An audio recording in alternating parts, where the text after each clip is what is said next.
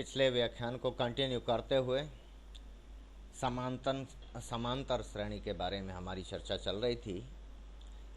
तो अब हम समांतर श्रेणी के n पदों का योग, sum of n times of an arithmetic progression. यदि किसी समांतर श्रेणी का पहला पद a, सार्वअंतर कॉमन डिफरेंस d, पदों की संख्या n, अंतिम पद अर्थात nवा पद l तथा अभिष्ट योगफल जोड़ Sn संकेत द्वारा व्यक्त किया जाए तो पूरी श्रेणी का योग इस प्रकार परिकलित किया जाएगा, कैलकुलेट किया जाएगा कि प्रथम पद a plus d plus a plus 2d plus dot dot dot plus l minus 2d plus l minus d plus l, ये अंतिम पद है l। ठीक है, तो इस तरह से पूरी श्रेणी ये होगी यदि इन संकेतों से हमने श्रेणी के विभिन्न पदों को दर्शाया है। तो अब श्रेणी को हम उल्टे क्रम से लिखते हैं। जो हमने पिछले जो समीकरण अभी हमने रिसेंटली देखा है, ये वाला 1 नंबर का समीकरण, इसमें l लास्ट था, अंतिम पद था, और प्रथम पद a है। अंतिम पद से ठीक एक पद पहले l माइनस d है। अब इसका क्रम जो है, इसको इस क्रम में ना लेके और हम यूँ ले रहे हैं, तो विपरीत क्रम से जब हम श्रेणी को लिखेंगे तो Sn is equal to l plus l minus d plus l minus 2d plus, अब ये शुरू के 3 पद हैं ये वाले, तो ये a plus 2d a plus d plus a, ये समीकरण 2 है।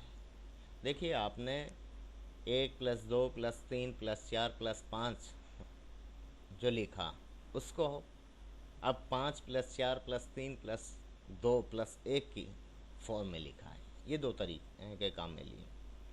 तो ये दूसरा समीकरण है। अब समीकरण 1 और समीकरण 2 इन दोनों को जोड़ देते हैं। जब जोड़ेंगे तो Sn और Sn, 1 नंबर का Sn और ये, तो 2 Sn हुआ, 2 बार Sn हुआ, इक्वल टू, अब समीकरण 1 में a और समीकरण 2 में ये जो प्रथम पद है l है, तो a प्लस l। समीकरण 1 में दूसरा पद जो है वो क्या है, a प्लस d है, और इसमें दूसरा पद l माइनस d है, प्लस d माइनस d, एक दूसरे को कैंसिल कर देंगे तो a प्लस l होगा, तो a प्लस l। अब करना ये घर पे इसी तरह से है। ये जोड़ जब करेंगे तो 2Sn is equal to a plus l plus a plus l plus a plus l plus a plus l plus a plus l, और n पदों तक ऐसा ही होगा। तो 2Sn इज इक्वल टू कितने टाइम तक है ये a plus l, n time तक, n into a plus l, दोनों का जोड़ समीकरण 1 और 2 का ये आया। तो Sn बराबर n बटा 2 a प्लस l। ठीक है, l अंतिम पद और a प्रथम पद है, और अंतिम पद जो हमने प्रथम समीकरण में लिया था a plus n minus 1 into d होता है। तो अगर ये रख दें तो ये देखिए ये बदल जाएगा फिर। Sn is equal to n पदों का योग है, ये sum of n terms is equal to n by 2, n बटा 2, ये a प्लस l का मान जो पहले समीकरण में काम में लिया था, a plus n minus 1 into D, तो a plus n minus 1 into D रखेंगे तो 2a हो गया, a प्लस a 2a हो गया, तो ये कितना हो जाएगा, n बटा 2 बराबर 2a plus n minus 1 into D. ठीक है, ये होता है इन पदों का। या फिर इसको हम ये भी कह सकते हैं जो अभी हमने निकाला है कि n पदों का योग समांतर और श्रेणी के n पदों का योग n/2 into a plus l ये होता है। तो n पदों का योग का ये सूत्र निकल के आया n/2 into a plus l। कब? यदि श्रेणी का प्रथम पद a और अंतिम पद l हो तो, और यदि प्रथम पद a और सार्वअंतर कॉमन डिफरेंस g हो तो उस स्थिति में n पदों का योग n/2 bracket 2a plus n-1 into D, इस फॉर्मूले से। ठीक है, तो अब इससे संबंधित कुछ क्वेश्चंस लें हम। जब उदाहरण लेंगे तो हमारी बात ज़्यादा अच्छे से क्लियर हो पाएगी। ये जो श्रेणियाँ हमने 3 उदाहरण लिए हैं, श्रेणियों का योग ज्ञात कीजिए। एक श्रेणी है 1 + 3 + 5 + और 30 पदों तक, इस श्रेणी का योग ज्ञात करना है। दूसरा ये है, ये 17 पदों तक है, और तीसरा ये। तो पहले क्वेश्चन को हम सॉल्व कर रहे हैं, पहले एग्जाम्पल का हम सॉल्व कर रहे हैं। सम ऑफ एन एपी, एक समांतर श्रेणी का में n पदों का योग का जो सूत्र है Sn = n/2 2a plus n-1 into D होता है। यह दूसरा सूत्र अभी आपने देखा कि n/2 into a plus l हो। अब क्योंकि उसमें अंतिम पद l फॉर्म में अगर आपको पता हो तो, लेकिन हमारे पास यहाँ क्या है, हमें पता है a और d, प्रथम पद और सार्वअंतर कॉमन डिफरेंस पता है, इसलिए इस सूत्र के साथ हम इसको हल करेंगे। यहाँ पे a बराबर 1 और n कितना है, 30 पदों तक का हमें जोड़ करना है, n बराबर 30, और d सार्वअंतर जो है इनके बीच में 2 का है, तो d बराबर 2 है। तो S30 = 30/2 30/2, 2 a की जगह 1, a का मान 2 × 1 प्लस n की जगह 30 -1, और d कितना है, 2 है, इंटू 2, तो ये हुआ 15 ब्रैकेट 2 प्लस 30, अब ये 29 दूनी 58, ठीक है। तो 60, 15 × 60, तो 15 × 6 = 90, 900। 30 पदों तक योग इस श्रेणी का जब हम करेंगे तो 900 आएगा। 1 + 3 + 5 + 7 + 9, इस तरह से हम चलते जाएंगे। जब 30 पद टोटल ये हो जाएंगे, उन सब को जोड़ेंगे तो उनका योग 900 होगा। दूसरा उदाहरण देखिए। दूसरे उदाहरण में श्रेणी 49 + 44 + 39 प्लस इस तरह से, और 17 पदों तक ये क्रमिक रूप से घट रही है। तो यहाँ सार्वअंतर आपको पता होना चाहिए ऋणात्मक होगा, माइनस में है सार्वअंतर। चलो हल करते हैं। प्रथम पद 49 49, डी 44 - 49 या 39 - 44, इस तरह से आएगा। अगले पद में से पिछला घटाएंगे, चाहे वो धनात्मक हो चाहे ऋणात्मक हो, ये ध्यान रखना। तो ये -5 आया, डी सार्वअंतर कॉमन डिफरेंस, और n कितने पदों तक जाना है, हमें योग चाहिए 30 पदों का। 30 पदों का योग आइए तो n बराबर 17 होगा। अब रख दीजिए मान, आपको a पता है, n पता है, d पता है, बस सूत्र में ही तो मान रखना है। तो n पदों का योग n बराबर 17, तो 17 पदों का योग 17/2 2 × 49, इस सूत्र में मान रख रहे हैं, प्लस 17 - 1। अब सार्वअंतर देख चिन्ह सहित आएगा, ये -5 है तो -5 लिखिए। जब इसको हम हल करेंगे तो ये 153 होगा। तो 17 पदों का योग जो है 153 होगा। अब आप सोच रहे होंगे कि साहब इसमें तो 900 आया, इसमें 153 ही क्यों आया?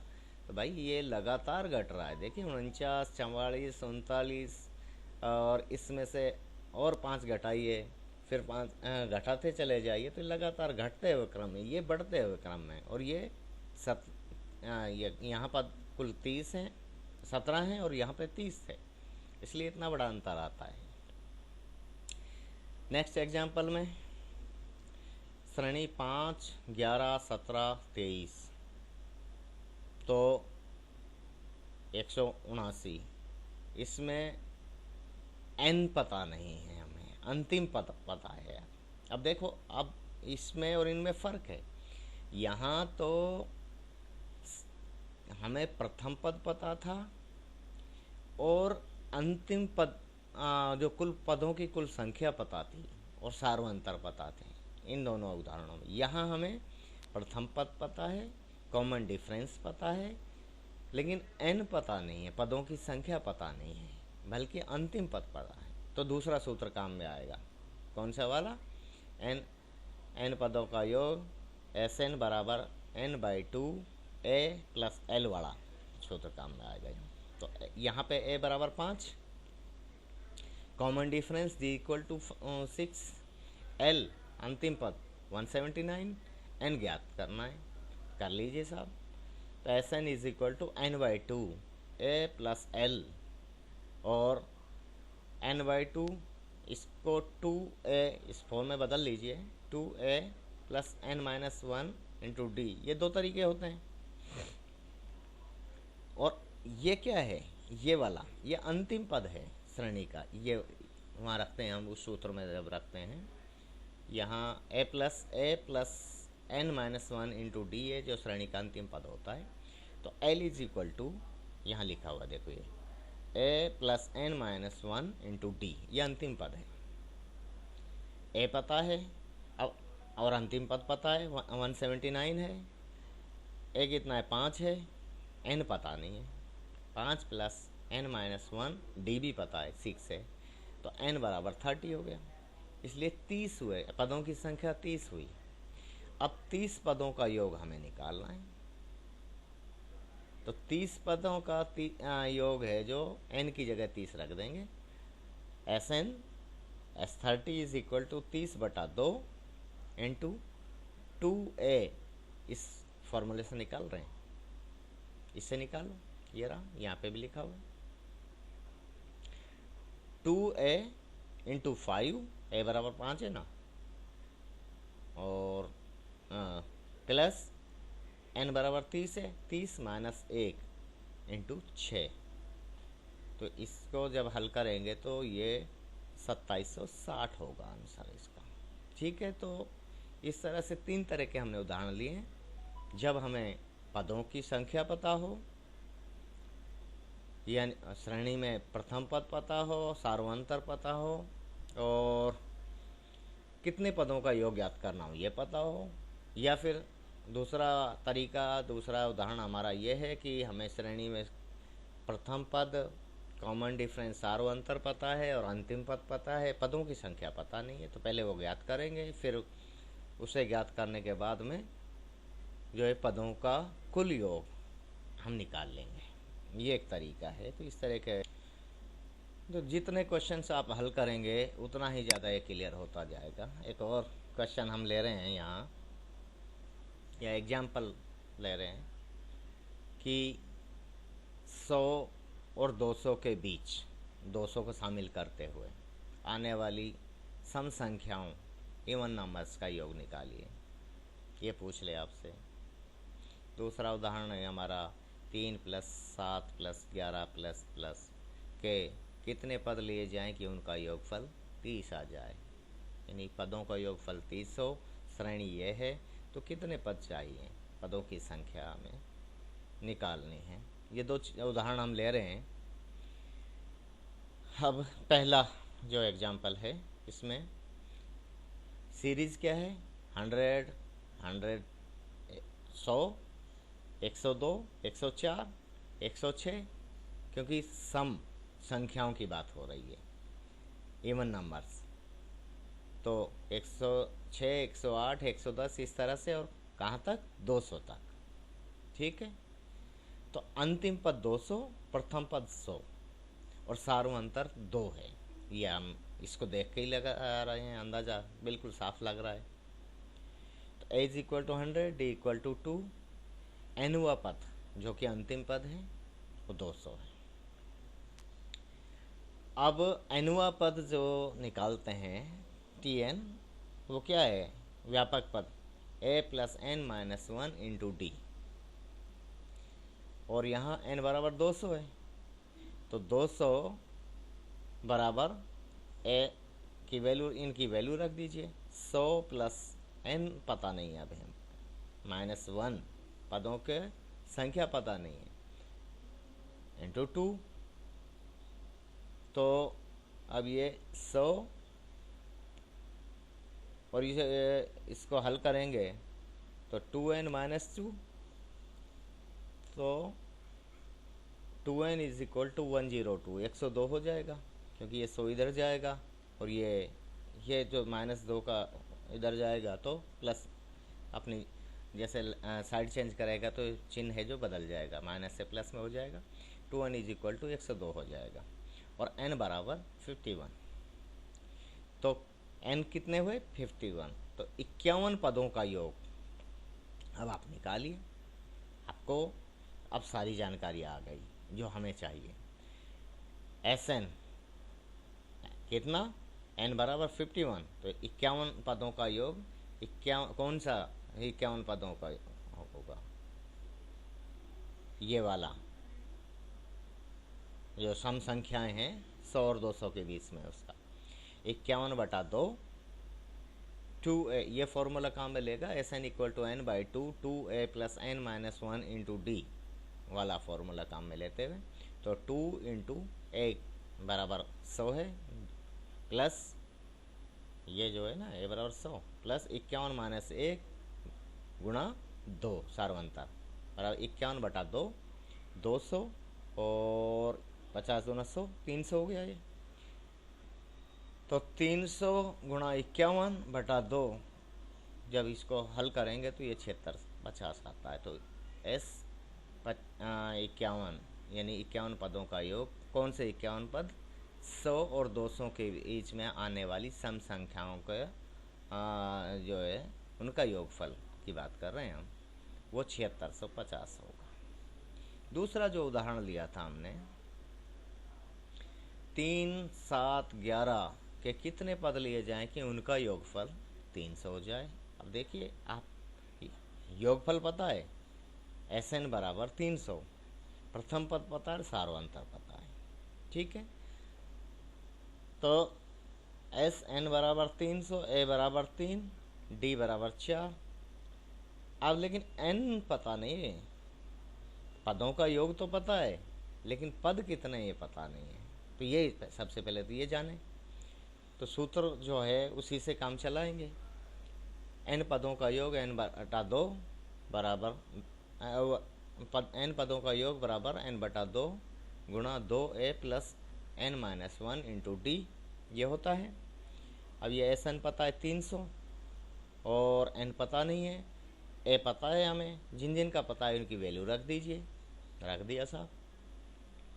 रखने के बाद में यहाँ देखिए, अब क्रॉस मल्टीप्लाई कर दीजिए, क्योंकि ये दो सारे ब्रैकेट से को डिवाइड करता है, तो क्रॉस मल्टीप्लिकेशन हो जाएगा। या फिर आप जो भी आपके तरीका है उस तरीके को आप ले सकते हैं। चाहो तो आप समीकरण के दोनों साइडों को 2 से गुणा कर सकते हैं, तो ये कैंसिल हो जाएगा, ये गुणा हो जाएगा, मतलब वही है, क्रॉस मल्टीप्लिकेशन ही आता है।